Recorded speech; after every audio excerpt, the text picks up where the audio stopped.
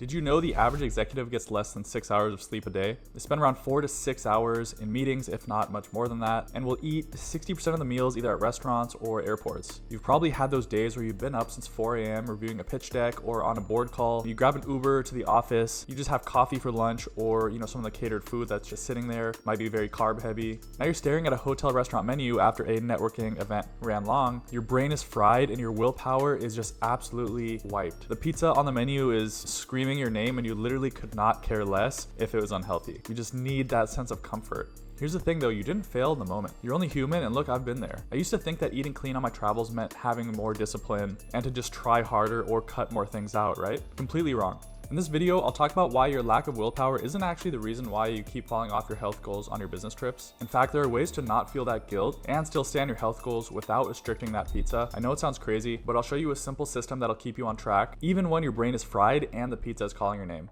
All right, so we have to define some terms, okay? So what is willpower? So first off, willpower isn't a strategy. It's the effort it takes to override our natural impulses.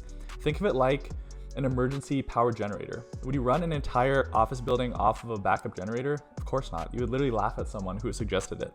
But that's exactly what we do with our eating habits when we travel. We rely on that backup generator when we're already running on fumes at dinner, and then we wonder why we fail. So putting systems in place to navigate around willpower, it actually dates back thousands of years, and there's been so many stories to illustrate this, but I want to steal a strategy that I learned from ancient Greek mythology. Hear me out for a second, okay? So there's this guy named Odysseus. Think of him as an ancient ship captain trying to get home, okay? So on his journey, he has to sail past these creatures called sirens. And these sirens, they're not mermaids, they're these magical beings that sit on these rocks. They sing these beautiful, irresistible songs that, they're more beautiful than they've ever heard before. But here's a catch.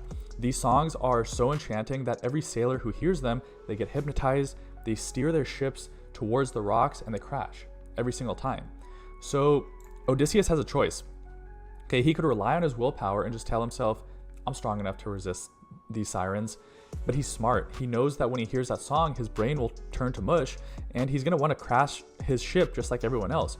So instead of fighting temptation in the moment, he plans ahead. And before they even get close to the sirens, he stuffs wax into his crew members' ears so they can't hear the song. Then he has them tie him to the mast of the ship and gives them the strict orders that no matter how much he begs, screams, or pleads with them to untie him, just don't do it. Just keep the ship moving so they don't steer off track and crash. And sure enough, when they sail past these sirens, Odysseus hears the songs and immediately starts, begging his crew to untie him so that he can swim to the rocks because it's just so enchanting. But his crew can't hear him or the sirens, and they just keep rowing ahead, so they don't get diverted. And Odysseus actually becomes the first person in history in this story to hear the siren songs and live to tell about it. Not because he had superhuman willpower, but because he designed a system that made the right choices automatic. He didn't have a choice to steer off track. And this is actually called the Ulysses Pact, which is essentially making a decision when you're thinking clearly so that you don't have to rely on that willpower when you're not. Okay, and this is exactly what high performers do. They don't try harder. They remove those options. Look at Obama, same suit every single day, or look at Steve Jobs, same black turtleneck. They weren't being lazy. They were protecting their decision-making energy for what actually mattered, because our energy does die down as the day goes on, and that's something called decision fatigue, which we'll talk about in just a second. But high-stakes leaders like you remove low-stakes decisions on purpose. We need to do the same thing with our food. And what's actually happening in our brains? So like I was just saying, there's a thing called decision fatigue, which you've definitely heard and you've for sure experienced. But as the day drags on and your energy dips, the quality of your decisions, it just drops like a rock. Okay, this isn't a character flaw, it's literally neuroscience.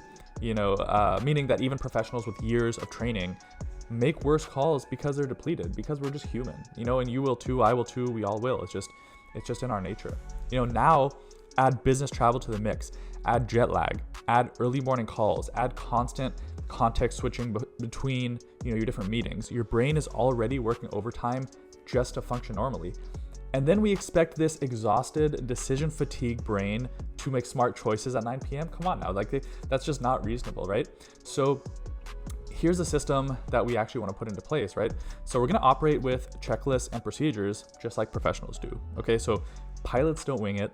Surgeons don't feel it out. There's a reason why surgical teams use long checklists to cut complications in basically half, across hospitals worldwide. It's because they work. And so why are we freestyling our dinner in a hotel restaurant when we're just running on fumes? We're running on that backup generator. So the actual game plan isn't too complicated. And I want to point out that any of the items on this checklist will help, okay? And also this checklist is included for our community members. If you want to join, it's the first link in the description. I put together a fitness roadmap that'll help you get your fitness back on track anywhere in the world in just 7 days, following checklists just like this for training, nutrition, mobility, all that stuff. So if that interests you, just go to the first link in the description. But the game plan itself, okay, like I said, any of these are going to work. The first thing is look up the restaurant menus ahead of time. It's a very simple act, but it'll help us make food decisions when our brain is fresh, not when we're actually starving and smelling that warm bread in front of us. And then the next one is we want to pack one protein snack per day, okay?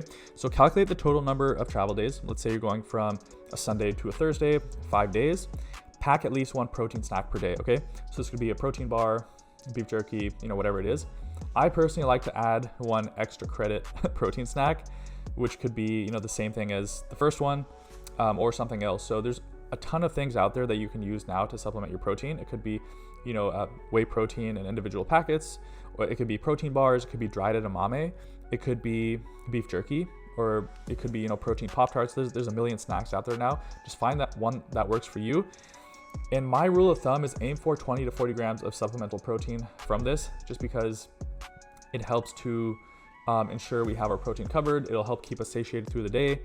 And it'll also lead to what I'm about to mention, which is have a pre-snack before dining, okay? This is so important if you tend to binge eat at night.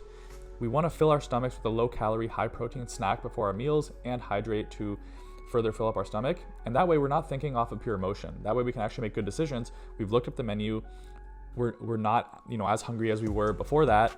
And now we can actually make more mindful choices, even when we're running on fumes.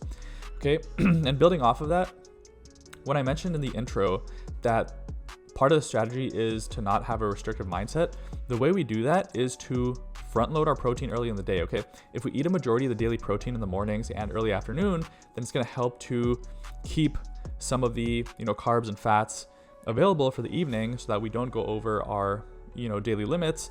Okay, and the last one is saving calories for later enjoyment. So by eating protein early, you'll have more calories left in your daily calorie budget for these guilt-free indulgences. And side note, a massive benefit is that this will also maintain your steady energy earlier through the day. You'll avoid carbing up too soon, which would cause you to have energy crashes earlier in the day. I'll give you just a little bit of an overview.